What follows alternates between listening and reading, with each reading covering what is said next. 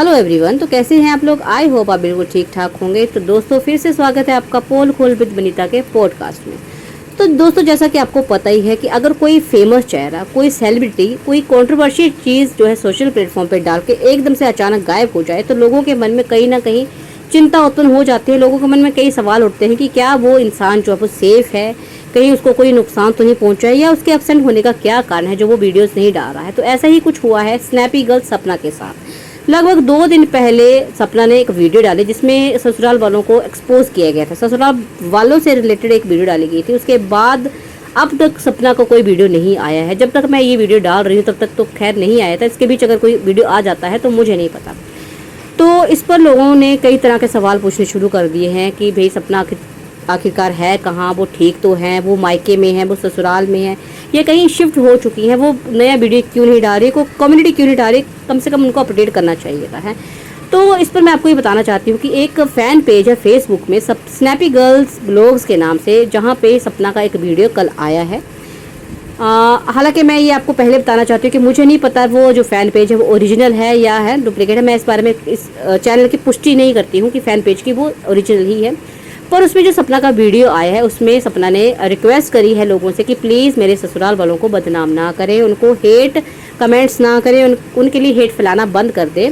अगर ऐसा ही होता रहा तो मजबूरन उनको जो है यूट्यूब छोड़ना पड़ेगा। फिर वो जो है शांति से अपने वीडियोस नहीं बना पाएंगी और यूट्यूब है ना, फिर वो यूट्यूब पे अपलोड नहीं कर पाएंगी, तो फिर मजबूरन जो है यूट्यूब छोड़ देंगी।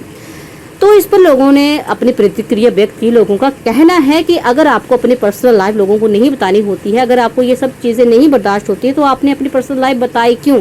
आपने खुद अपने ससुराल वालों के बारे में बताया, उनको बदनाम करा, और अब आप चाहते हैं कि हम कोई बात भी ना करें। तो ऐसा कैसे हो सकता है?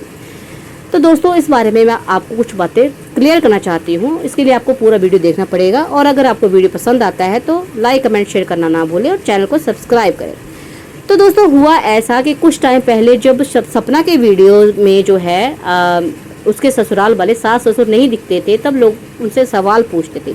या उस दौरान जब सपना ने एक वीडियो डाला था जिसमें बताया गया था कि कैसे उनके मायके वालों के साथ दुर्व्यवहार हो रहा है ससुराल वालों की तरफ से।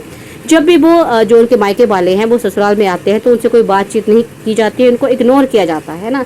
तो ये तमाम चीज़ें उन्होंने रखी है। मतलब बीच बीच में दिखाती रहती थी जो भी है ना, को मन मुटाव लोगों के सामने आया उनका ससुराल वालों के साथ। तो इस पर लोगों ने जो है कई बातें करना शुरू कर दिया कि भैया आप उनकी माँ बाप की मनोस्थिति को समझिए, जिन्होंने अपने 2-2 बच्चे खोए हैं, वो बहुत अच्छे हैं, वो बुरे नहीं हैं, आप उनको बुरा दिखा रही। इस तरह की तमाम बातें जो करके उनकी नेगेटिव इमेज बनाई जा रही थी। तो इस नेगेटिव इमेज को साफ करने के लिए ही जो है ये वीडियो डाला गया था। मतलब देखो, कोई भी क्रिएटर होता है वो इसलिए लोगों द्वारा पसंद किया जाता है कि क्योंकि कहीं ना कहीं उनको वो क्रिएटर पसंद आता है, उनकी जो एक पॉजिटिव इमेज होती है वो पसंद होती है। पर अगर उस क्रिएटर के बारे में ऐसी नेगेटिविटी फैलाई जाएगी, उसकी छवि खराब की जाएगी, तो लोग उसको क्यों पसंद करेंगे? बस इसी चीज़ को मतलब क्लियर करने के लिए जो सपना ने वीडियो डाला है उसमें उसने बताया कि भाई जैसा दिखता है वैसा नहीं होता है। इतना अत्याचार सहने के बाद, ये सारी चीज़ें होने के बाद अगर मैं इस घर में हूँ तो वो इसलिए हूँ क्योंकि मैं बर्दाश्त कर रही हूँ। आज तक मैंने हर रिश्ता दिल से निभाया है और आज भी चाहती हूँ कि सब कुछ ठीक है ना, वैसा का वैसा बना रहे, लेकिन चीज़ें नहीं हैं। लोग जैसे पहले थे वैसे ही अब हैं। मतलब कहीं ना कहीं उन्होंने ये भी कहा था कि जो उनके पहले पति थे उनके साथ मारपीट करते थे वो सास ससुर के कहने पर ही करते थे। वो एक ऑडियो जो उन्होंने डाला था उसमें कैसे वो दादाजी दादाजी कह के पुकार रही थी, लेकिन कोई उनके बचाव में नहीं आया। तो वो सिर्फ ये क्लियर करना चाहती थी कि जरूरी नहीं कि जो आपको दिख रहा है, जो इमेज जो छवि आपको दिख रही है वो वैसे ही होती है। ये उनका सब्र है, उनका जो सेवा भाव है जो वो आज इस घर में है।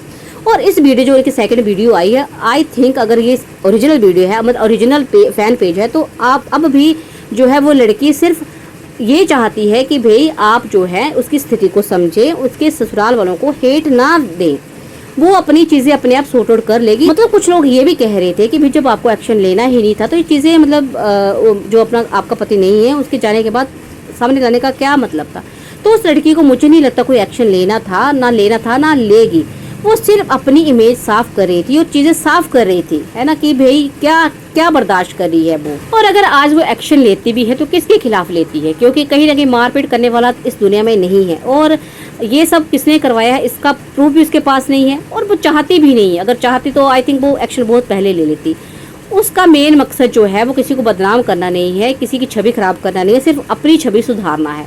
अपनी स्थिति लोगों के सामने रखना है। जो लोग है ना उसको इतना प्यार करते थे वो कहीं ना कहीं दिमाग में आ ही जाता ना, अगर ऐसी नेगेटिविटी लोग फैलाते रहते, ऐसी ऐसी बातें करते रहते, तो कहीं ना कहीं दूसरे लोगों के दिमाग में भी आता है कि हाँ भाई ऐसा हो सकता है। जैसे कि आप बहना जब ये वीडियोस नहीं डाल रही हैं या जो दूसरा वीडियो डाला है उसके बाद जो लोगों के सवाल है, तो सिर्फ अपनी छवि जो है उन्होंने क्लियर करने के लिए, अपनी चीज़ें सही करने के लिए या अपनी चीज़ों को स्पष्ट करने के लिए उन्होंने वो वीडियो डाला था। और अगर ये फ़ैन पेज असली है तो उस पर जो वीडियो आया है उसमें भी उसने सब चीज़ें क्लियर करी हैं।